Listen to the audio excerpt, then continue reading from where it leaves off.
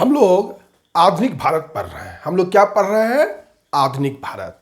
आधुनिक भारत में हम लोग नवीन स्वायत्त राज्य जो मुगल साम्राज्य के कब्र पर पनपे, उन राज्यों के बारे में चर्चा कर रहे हैं। ये राज्य 18वीं सदी के राज्य थे जो मुगल साम्राज्य की कमजोरी का फायदा उठाकर भारतीय मानचित्र पर अपनी उपस्थिति को दर्ज किए थे।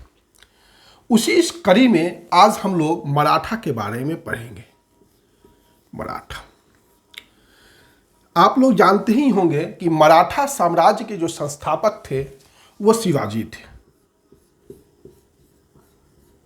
शिवाजी का मृत्यु 1689 एडी में हो गया। फिर शिवाजी के बाद शासक बने मराठा साम्राज्य के संभाजी, और ये संभाजी 1689 शिवाजी की मृत्यु 1680 में हो गई। शिवाजी की मृत्यु कब हुई? 1680 में हो गई। फिर शिवाजी के पुत्र शासक बने संभाजी 1680 से 1689 एडी तक। लेकिन मैंने आपको बताया था कि औरंगजेब मुगल साम्राज्य का अंतिम महान बादशाह, उसका एक बेटा अकबर जो अजमेर में राज्याभिषेक कर लिया था, उसी बेटा का पीछा करते हुए औरंगजेब दक्षिण भारत गया था, और उस औरंगजेब के बेटे अकबर को संभाजी ने ही दक्षिण भारत में शरण दिया था। तो इसी संभाजी का पीछा करते हुए संभाजी की खोज में, चूंकि अकबर इसी के पास था, तो औरंगजेब दक्षिण भारत पहुंचा और संभाजी की हत्या जो है औरंगजेब कर देता है। इसी संभाजी के बाद जो शासक बनते हैं उनका नाम है राजा राम। संभाजी के बाद कौन शासक बनते हैं? राजा राम। राजा राम जो शासक है वो 1689 से लेके 1700 एडी तक शासक रहते हैं, और इनकी भी हत्या कर दी जाती है। राजा राम के बाद शासक बनते हैं, राजा राम की विधवा है ताराबाई। क्या नाम है उसका? ताराबाई। और ताराबाई, राजा राम और ताराबाई का एक अल्पवयस्क पुत्र जो भी बच्चा है उसका नाम है शिवाजी द्वितीय के नाम से वह गद्दी पर बैठती है 1700 एडी में, और 1707 एडी तक यह रहती है। कहानी यही है।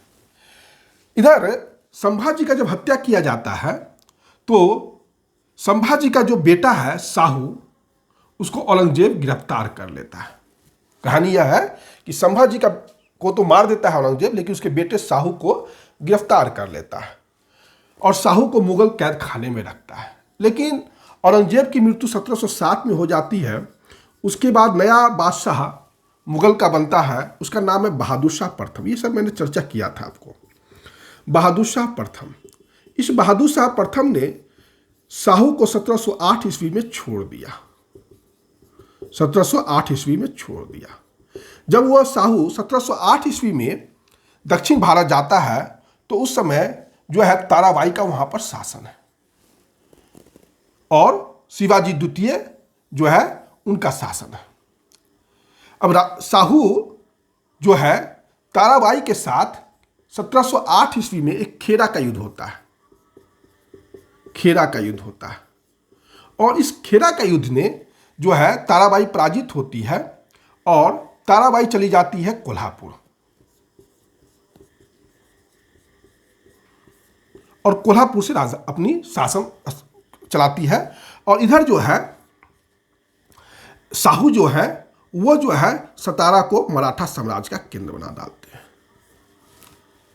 अब सतारा 1707 एडी में या 1708 एडी में सतारा का जो है मराठा साम्राज्य का जो मतलब केंद्र बन जाता है और साहू के नियंत्रण में आ जाता है। जहां 1749 तक आप कह सकते हैं साहू की मृत्यु 1749 में होती है, तो सतारा मराठा गतिविधियों का प्रमुख केंद्र होता है। इधर साहू क्या करता है? अपनी शक्ति को आगे बढ़ाने के लिए एक बालाजी विश्वनाथ, एक कोंकण के ब्राह्मण है। क्या है? कोंकण के ब्राह्मण है बालाजी विश्वनाथ। ये एक छोटा सा राजस्व अधिकारी थे, लेकिन इनमें प्रतिभा बहुत था, प्रतिभा के धनी थे, और साहू ने 1708 में इन्हें अपना सेना करते बनाया। इन्हें अपना सेना करते बनाया। और 1713 एडी में इसको अपना पेशवा बनाया। पेशवा का अर्थ हुआ प्रधानमंत्री और सेना करते का अर्थ हुआ सेना का व्यवस्थापक। पहले पेशवा के साथ ही जो है पेशवा का पद वंशानुगत हो गया और आप कह सकते हैं कि नवीन मराठा साम्राज्य का अब जो है शुरुआत हो गया।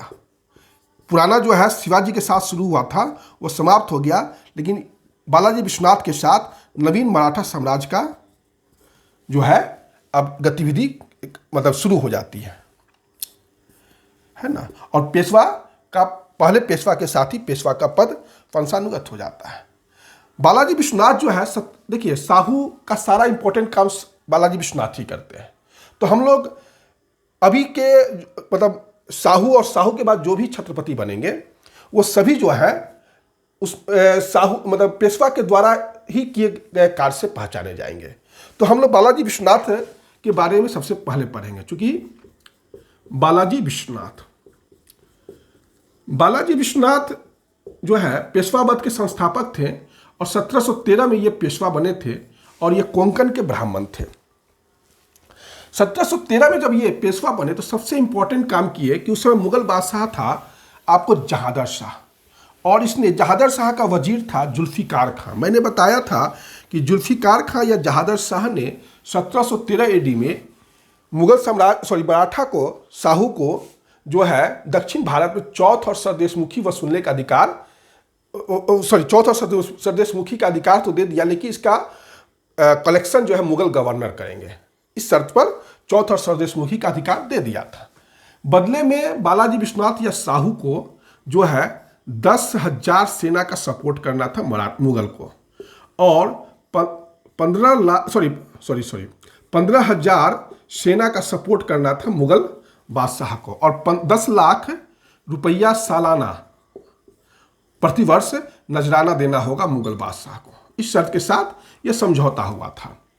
जब समझौता हुआ था तो उसके बाद जो है साहू जो है खुद पैदल चलकर औरंगजेब का जो दक्षिण भारत में मकबरा है खुलदाबाद में औरंगाबाद में, वह खुद जो है पैदल तक गया था। तो आप समझ सकते हैं कि कितना जो है मुगल और मराठा के बीच ये दोस्ती का काम था। बालाजी विश्वनाथ का जो समय है वो 1713 से लेके 1720 तक। 1719 में एक इंपॉर्टेंट संधि होता है, बालाजी विश्वनाथ के समय में ही हो जाता है। उसकी मृत्यु के बालाजी विश्वनाथ के मृत्यु के ठीक 1 साल पहले एक संधि होता है, और ये संधि जो होता है वह होता है, एक थे आपको मैंने बताया था सैयद बंधु, मुगल दरबार में एक सैयद बंधु थे, ये 2 भाई थे और इनका संधि हुआ बालाजी विश्वनाथ या साहू से, बालाजी विश्वनाथ या साहू से। ये संधि जो हुआ था उस पर मुगल बादशाह रफी-उद-दरजात ने हस्ताक्षर किया था, रफी-उद-दरजात ने हस्ताक्षर किया था, और इस संधि का उद्देश्य था कि फर्रुखसियर जो मुगल बादशाह है उसको गद्दी से हटाना। ठीक, यहां तक क्लियर बात को समझना है। 1719 में बालाजी विश्वनाथ ने सैयद बंधु के साथ एक संधि किया, उस संधि पर हस्ताक्षर किया एक मुगल बादशाह जो बनने वाला था रफी-उद-दरजात, और इस संधि का उद्देश्य था कि मुगल गद्दी पर जो बैठे हुए हैं फर्रुखसियर उनको जान से मार के हटाना और रफी-उद-दरजात को गद्दी पर बैठाना। बदले में बालाजी विश्वनाथ और साहू को क्या मिलेगा, तो दक्षिण भारत में चौथ और सरदेशमुखी का जो अधिकार तो मिला हुआ है, लेकिन उसका कलेक्शन मुगल गवर्नर करते हैं। अब वह जो है स्वराजी हो जाएगा, मतलब उस पर सिर्फ जो है किसका अधिकार हो जाएगा, तो मराठा का अधिकार हो जाएगा। रिचर्ड टेम्पल ने, एक इतिहासकार है रिचर्ड टेम्पल ने, इस संधि को मराठा के लिए मैग्ना कार्टा कहा है। इस संधि को मराठा के लिए मैग्ना कार्टा कहा है। यहाँ तक मेरे ख्याल से कोई दिक्कत नहीं हो रहा होगा। 1720 में बालाजी विश्वनाथ की मृत्यु हो जाती है और 1720 में ही बालाजी विश्वनाथ का जो योग्य बेटा बाजीराव प्रथम शासक बनता है। यह इस समय 20 साल का युवा है और यह 1720 से लेकर 1740 तक जो है मराठा साम्राज्य का नया, आप कह सकते हैं कि पेशवा बनता है। इसने पेशवा की शक्ति को बहुत ही तीव्र गति से आगे बढ़ा दिया।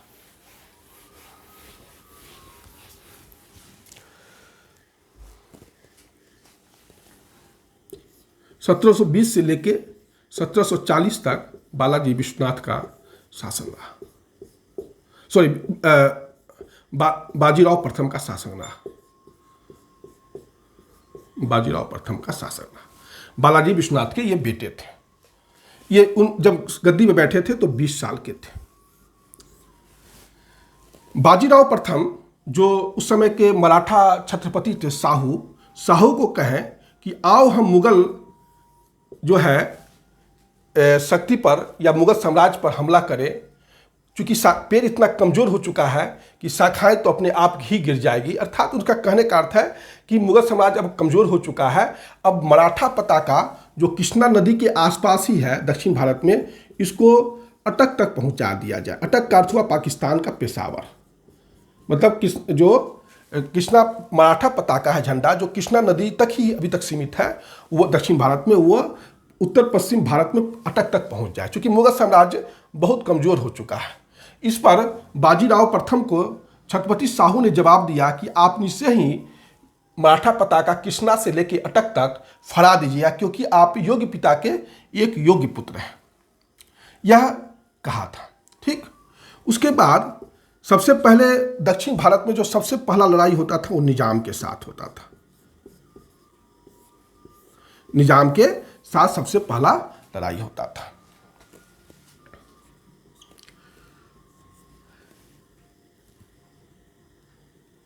सबसे पहला मुंशी से पालखेर का युद्ध हुआ 1727 में। पालखेर का युद्ध हुआ 1727 में, और 1728 में जो है मुंशी शिवगांव की संधि हुई। मुंशी शिवगांव की संधि हुई, यह पहला इंपॉर्टेंट चीज। ठीक, और इस संधि के द्वारा इंपॉर्टेंट चीज यही है कि निजाम ने यह मान लिया कि दक्षिण भारत में आपका चौथ और स्वदेशमुखी का अधिकार बना रहेगा। और दूसरा जो इंपॉर्टेंट बात है कि दक्षिण भारत में आप ही एकमात्र छत्रपति हैं, साहू से ये कहा, क्योंकि एक जो कोल्हाबाई जो थी वो कोल्हापुर को केंद्र बना के शासन कर रही थी, तो उस समय संभाजी द्वितीय आ गए थे। शिवाजी द्वितीय की मृत्यु हो गई तो संभाजी द्वितीय आ गए थे कोल्हापुर में। तो इसने ये माना निजाम ने कि हम जो है संभाजी द्वितीय को छत्रपति नहीं मानेंगे, हम आप ही को साहू को ही अपना छत्रपति मानेंगे। जो कोल्हापुर का केंद्र है वो नहीं मानेंगे। निजाम ने वादा किया हम जो है जो सतारा केंद्र है, साहू का केंद्र है, उसी को मानेंगे। कोल्हापुर जो केंद्र है उसको नहीं मानेंगे। 1731 में वार्ना पैक्ट हुआ। यह सतारा और कोल्हापुर के बीच हुआ, और कोल्हापुर ने यह मान लिया, जो संभाजी द्वितीय थे कोल्हापुर के, कि सतारा जो है हमारा बॉस है। यह वार्ना पैक्ट 1731 में हुआ था। 1733 में बालाजी विश्वनाथ ने एक इंपॉर्टेंट काम किया, जंजीरा के सिद्धियों को पराजित किया। जंजीरा के सिद्धियों को पराजित किया। ये काफ़ी डिस्टर्ब करते थे पश्चिम भारत में, तो इनको सिद्धि थे, इनको पराजित करके स्थल मार्ग से भगा के समुद्र में पहुंचा दिए थे। 1737 में भोपाल की लड़ाई हुई निजाम के साथ, और दुरई सराय की संधि हुई। दुरई सराय की संधि हुई, और ये संधि के द्वारा जो है निजाम से काफ़ी क्षेत्र जो है इनको प्राप्त हो गया। बाजीराव प्रथम को कहा जाता है कि मालवा का क्षेत्र मिल गया, और इधर नर्मदा से लेके चंबल तक का हिस्सा जो है इनको मिल गया था बाजीराव प्रथम को इस संधि के बाद। 1739 में सबसे इंपॉर्टेंट काम कि पुर्तगालियों के साथ बाजीराव प्रथम ने बसीन का संधि किया, और यह कुशल सेना नायक आप कह सकते हैं कि गुण का परिचय दिया था पुर्तगालियों के खिलाफ। और बसीन और सालसेट जो है पुर्तगालियों से प्राप्त बाजीराव प्रथम ने किया। यह काफ़ी एक कह सकते हैं कि बाजीराव प्रथम का इंपॉर्टेंट काम था। बाजीराव प्रथम जो है 1740 एडी में मर गया। कहा जाता है कि एक जो बुंदेला सरदार थे छत्रसाल, वो जो है बाजीराव प्रथम को एक मस्तानी नाम की नर्तकी पेश कर दिए थे, मस्तानी नाम की लड़की। और इसी के मतलब आप कह सकते हैं कि मस्तानी के प्रभाव में आकर जो शस्त्र और शास्त्र का प्रणेता बाजीराव प्रथम था, वह अब नृत्य और मदिरा में डूब गया और उसका नैतिक पतन हो गया। इसी पर 2015 में संजय लीला भंसाली ने एक मूवी बनाई थी। उस फिल्म का नाम था आपको बाजीराव मस्तानी।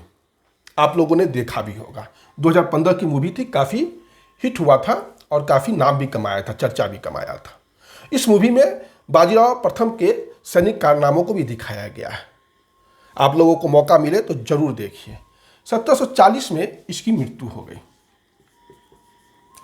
इसके बारे में कुछ इंपॉर्टेंट बात यह कि शिवाजी के बाद गुरिल्ला युद्ध का यह प्रतिपादक था। गुरिल्ला युद्ध इसको भी काफ़ी पता था और शिवाजी के बाद ये सेकेंड ऐसा आदमी था जो गुरिल्ला युद्ध को बहुत अच्छा जानता था। इसने शिवाजी के आदर्श हिंदू पदपतशाही को आदर्श को काफ़ी उच्च अवस्था में ले गया। दूसरा जो इम्पोर्टेंट चीज़ है कि ये एक ऐसा मराठा पेशवा था जो जिसके डर से आप कह सकते हैं कि मोहम्मद शाह रंगीला जो मोहम्मद बादशाह था, मुगल बादशाह था, वो दिल्ली की गद्दी छोड़ने के लिए तैयार हो गया था। दिल्ली पर आक्रमण करने वाला या दिल्ली पर नियंत्रण करने वाला कोई अगर सबसे पहला व्यक्ति था तो यही था, बाजीराव प्रथम ही था। फिर 1740 में बाजीराव प्रथम की मृत्यु हो जाती है।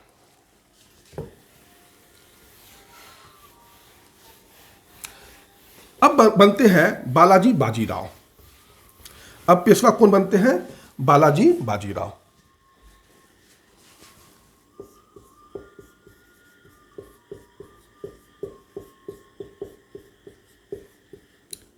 इनको 1740 से 1761 तक ये बनते हैं। इनका नाम, प्रचलित नाम नाना साहेब भी है। नाना साहेब भी है।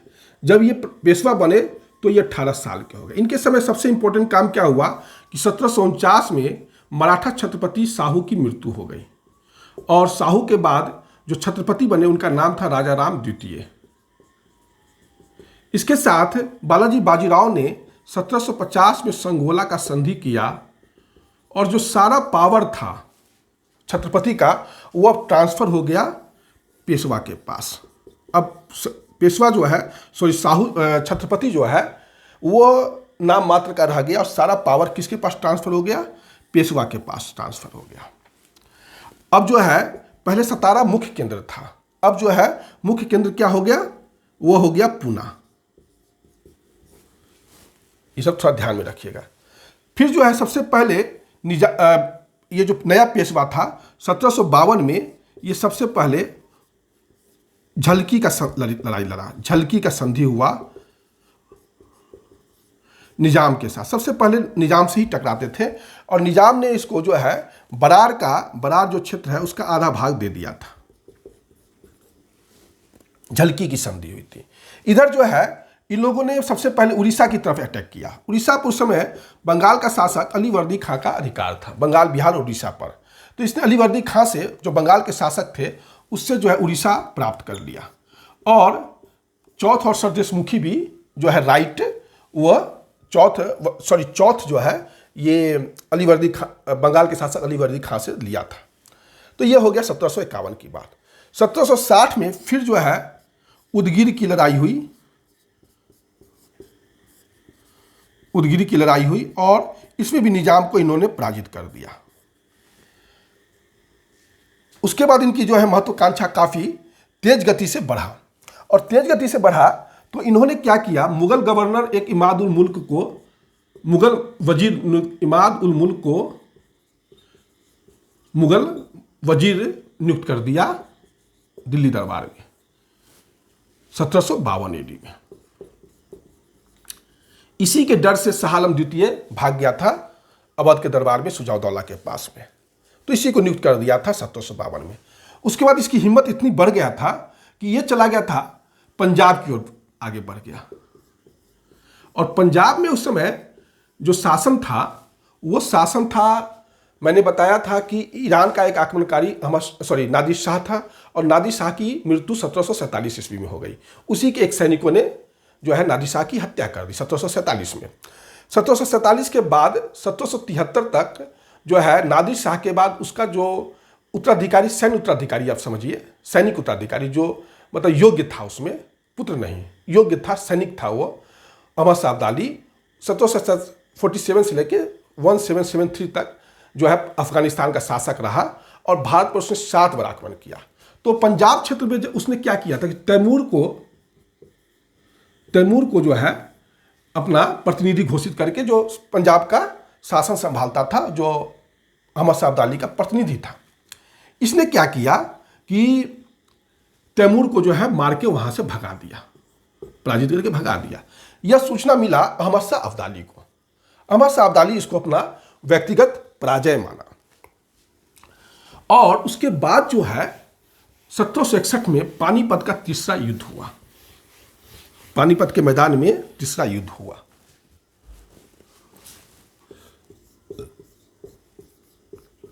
पानीपत के मैदान में तीसरा युद्ध हुआ। इस युद्ध में एक तरफ अहमद शाह अब्दाली था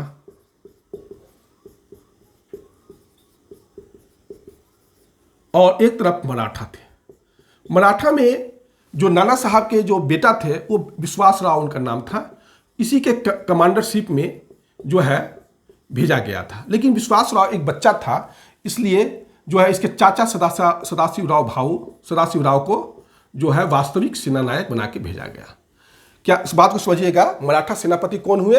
विश्वास राव, लेकिन वो नाम मात्र के थे क्योंकि वो बच्चे थे, इसलिए विश्वास राव के चाचा थे सदाशिव राव, वे वास्तविक सेनानायक मराठा के थे।